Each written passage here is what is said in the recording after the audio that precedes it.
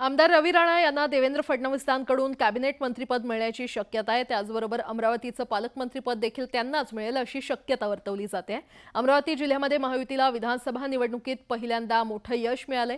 जिल्ह्यातल्या 8 पैकी 7 जागांवर महायुतीचे उमेदवार निवडून आलेत। भाजपचे 5, युवा स्वाभिमानचा 1 आणि राष्ट्रवादीचा 1 आमदार निवडून आलाय। दरम्यान हा विजय खेचून आणण्यात रवी राणा आणि माजी खासदार नवनीत राणा यांचा मोठा वाटा आहे असं बोललं जातंय। अशातच अमरावतीमध्ये कार्यकर्त्यांनी जोरदार बॅनरबाजी सुद्धा केली आहे। संविधानाच्या प्रतीची विटंबना केल्याप्रकरणी परभणी शहरात बंदची हाक देण्यात आली होती आणि या बंदला हिंसक वळण प्राप्त झालं होतं। जमावाकडून जाळपोळ तसंच दगडफेक करण्यात आल्यानं वातावरण तापलं। या घटनेनंतर आज परभणी शहर पूर्वपदावर आलंय। कोणतीही अनुचित घटना घडू नये यासाठी परिसरात पोलीस बंदोबस्त तैनात करण्यात आलाय। 12 साढ़े 12 बजे तक ये घटना हुई है। 150 से 200 लोग आए थे, पूरे शॉप्स क्लोज थे। 200 लोगों को काठी लाठी लेके पत्थरवाह किया बहुत ज़ोरदार। बड़े बड़े पत्थर गाड़ियों पे, दुकानों के बोर्ड पे फेंके। सब बंद दुकान थे कल, और सब दुकानों के शीशे, दुकानों के बोर्ड फोड़ दिए लोगों ने। 2 व्हीलर्स थे बाहर, सब 2 व्हीलर्स फोड़ दिए, कोई 2 व्हीलर्स जला दिए, और 4 व्हीलर और जो 3 व्हीलर्स थे उनके कांचा फोड़ दिए। बहुत बड़ा नुकसान कर दिया है उन लोगों ने कल। ही घटना आहे दुपारी 1 वाजता कालची। एक मॉप आला, मॉपने सर्व दुकानाचे बोर्ड फोडले, गाड्या फोडल्या, गाड्या जाळल्या, सगळे सीसी कॅमेरे, गल्लीचे पूर्ण सीसी कॅमेरे तोडून नेले त्यांनी आणि धिंगाणा केला, एकदम धिंगाणा, कसा काय एखादा दरोडा पडायला ह्या टाईपमध्ये धिंगाणा केला त्यांनी।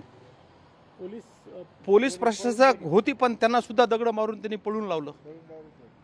पोलिसाच्या याच्यावर काही नियंत्रण दिसलं नाही मला।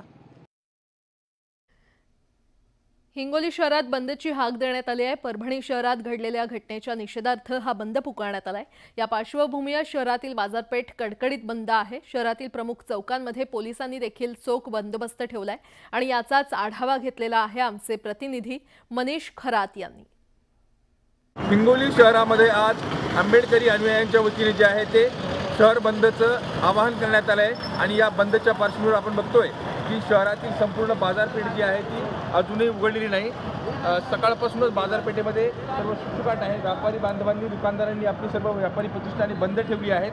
परभणी शहरामध्ये परवा जी घटना घडली त्या घटनेच्या निषेधात जो आहे तो आजचा बंद जो आहे तो बंद पुकारण्यात आला आहे आणि या बंदच्या पार्श्वभूमीवर कुठलाही अनुचित प्रकार घडू नये, कायदा व सुव्यवस्थेचा प्रश्न निर्माण होऊ नये याकरिता जे आहे ते हिंगोली पोलीस दलानं चांगला चोख बंदोबस्त या ठिकाणी ठेवला आहे। आपण बघतोय की रॅपिड ॲक्शन फोर्सची टीम असेल, पोलिसांचे जवान असतील, त्याचबरोबर अग्निशमन दलाचं वाहन देखील या ठिकाणी तैनात करण्यात आलं आहे।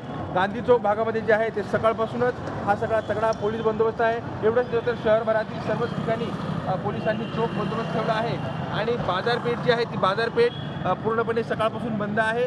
परभणी शहरातील घडलेल्या घटनेच्या निषेधार्थ हा सगळा बंद जो आहे तो बंद पुकारण्यात आला आहे आणि या बंदमध्ये कुठलाही अनुचित प्रकार घडू नये याकरिता मोठा पोलीस बंदोबस्त देखील तैनात करण्यात आला आहे। मनीष खरात, न्यूज 18 लोकमत, हिंगोली।